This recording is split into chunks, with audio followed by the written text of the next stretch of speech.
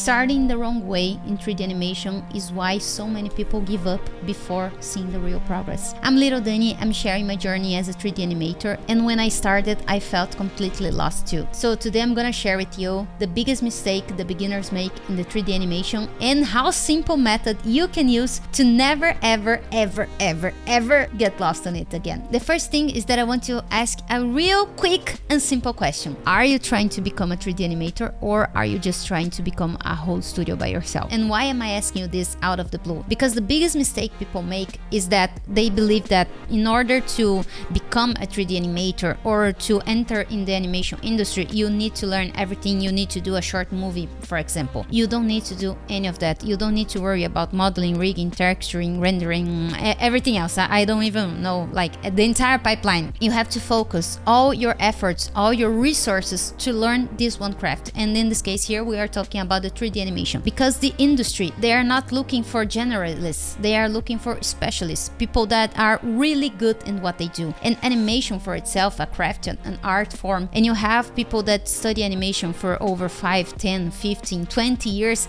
and they are still learning 3D animation. That is the how deep it is. It doesn't mean that you have to learn 5 years, 10 years of animation before you get your first opportunity, but when we are talking about future level quality or working in the top projects, we are talking about a lot of effort and time and dedication put into this one craft. So now that you know that you need to choose one area of the pipeline, and we are talking here about the 3D animation, I'm going to share with you the step-by-step that I use in order to keep progressing in my animation career. And I've been using it since the starters of my career, and I keep using it until now. That is what I gently call the evolution cycle. And what is this evolution cycle, Dani? This evolution cycle is nothing more, nothing less than a cycle where you are going to evolve as a 3D animator, working on the foundation, on the basis of every good 3D animator. The difference between an animator that started now and an animator that has 10, 15, 20, 30, 50 years of experience is how many times it passes through the evolution cycle. And the cycle is created by 5 steps. The first one is the process. That is how you approach every 3D animation that you do.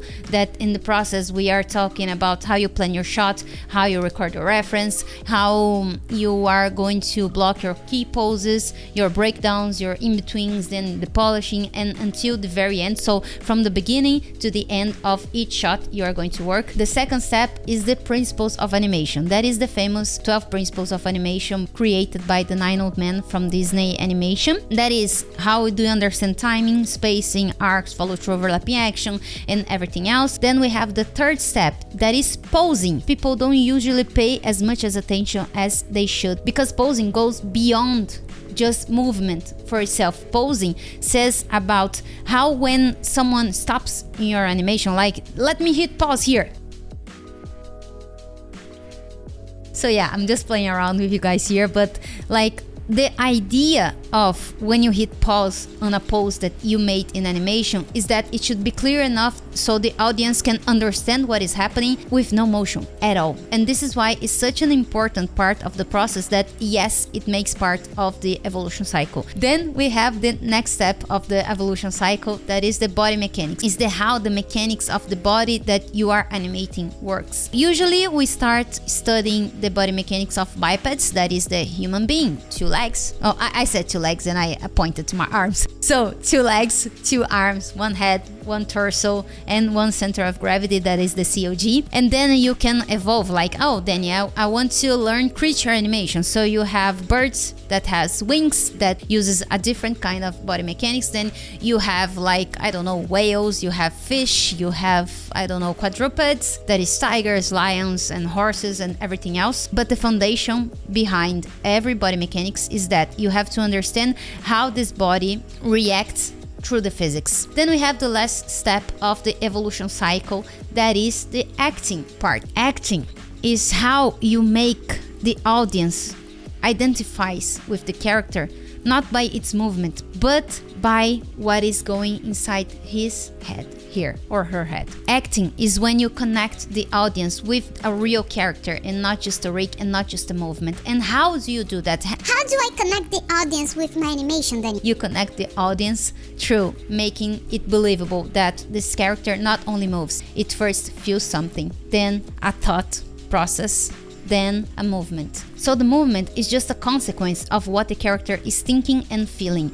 If you can make the audience believe in what the character is feeling and see like a thought process and that he's thinking through this movement and not just like movement for movement's sake, then the audience will feel relatable somehow and it will connect and it will keep watching because it wants to see the character and not just a movement for movement's sake. There are a few questions that I usually make to myself in the acting process. That is something that goes also with the planning of the shot. That is to understand the context, where your character is, who he's talking to, if he's talking to someone, how does he feel for this person, because it is different how I, Dani, will react to my mom, than how I, Dani, will react to a friend, than how I, Dani, will react, for example, for someone that I don't know, or someone that I don't like, or someone that I may like, I don't know. Like if I have a crush on this person, I don't know, I'm going to be shy. If I don't mind at all, if it's just a friend, I'm going to be all cool, you know? You have to really think deep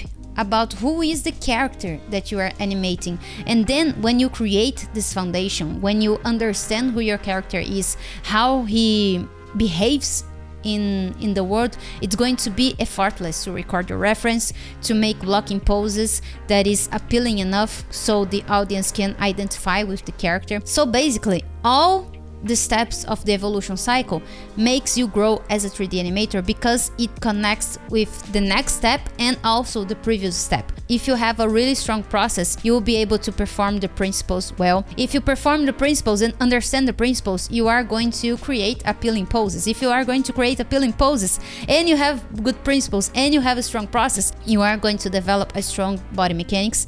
And if you have all of that and you did it well on the process, you are also going to have good acting. If you develop a good acting on top of a strong mechanics with appealing poses, with the principles working and a strong process, you are going to create beautifully amazing animation shots. Okay, so what is this work that you have to do? You have to go through the evolution cycle by creating specific animation for each step. For example, let me just share like one single animation of each step. On the process, you can just like, I don't know, get a circle, a square, anything else you want, and you are going to understand what is a pose A, pose B. You are putting your pose A, pose B here, then you are going to put your breakdown in the middle. It's going to be a pose that goes up, or it's going to be a pose that goes down, or it's going to be a breakdown that is actually starting closer to the pose A. So this is the process. This is how I approach every animation that I do. This is one exercise that you can do for the process. The one exercise that everybody knows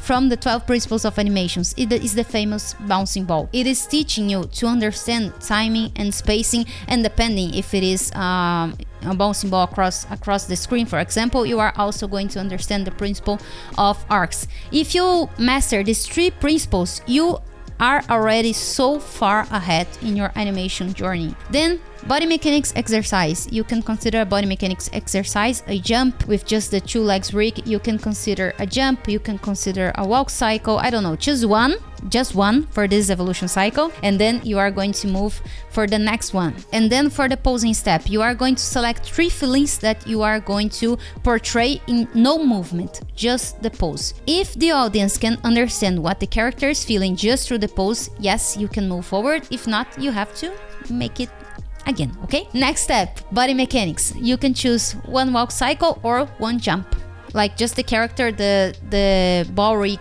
with 2 legs just jumping, or a walk cycle just moving forward. And for the acting exercise, you can do a head turn, for example.